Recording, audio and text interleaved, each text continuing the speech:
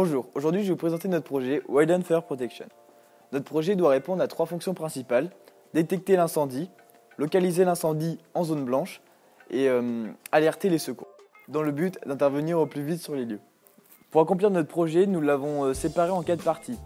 Une partie caméra thermique pour détecter l'incendie, une partie réalisation de la maquette, une partie électrique pour gérer l'autonomie et la partie programmation du moteur pour faire tourner la caméra à 360 degrés. Nous avons aussi programmé un site web pour simuler la détection d'un incendie avec 3 de nos appareils.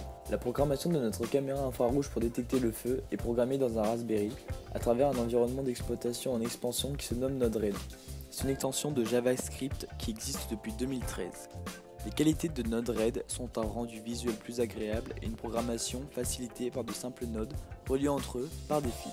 Le Raspberry contrôle alors l'ensemble de notre projet à l'aide d'un Arduino. Nous avons programmé l'Arduino pour diriger le moteur pas à pas et recevoir les ordres du Raspberry pour savoir comment diriger le moteur, mais aussi des ordres pour demander le cap de notre compas magnétique, et le Raspberry est programmé pour l'envoi du cap à Sigfox, notre communicateur pour le site. Nous avons alors simulé la consommation de la totalité de notre système à travers le logiciel SinusFi, puis dans la réalité. Nous avons obtenu ces écarts qui sont assez bons et même plus performants dans le cas de la recharge de notre batterie au panneau solaire. La dernière grande partie est la réalisation de la maquette pour ranger parfaitement chaque élément à sa place, mais aussi la réalisation d'un système d'engrenage pour faire tourner la caméra à l'aide du moteur.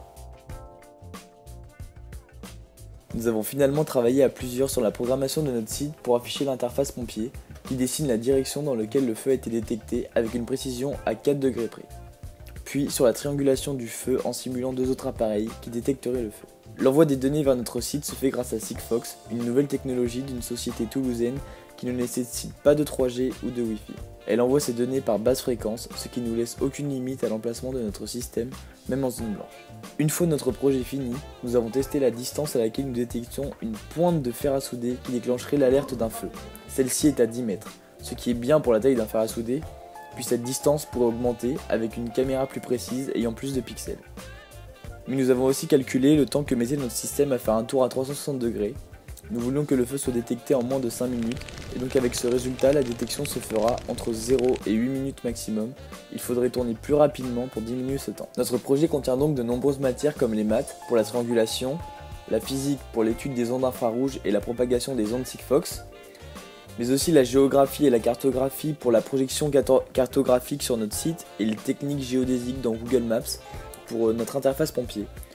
Puis les sciences de l'ingénieur pour tout ce qui est programmation, résistance du matériau et autonomie électrique.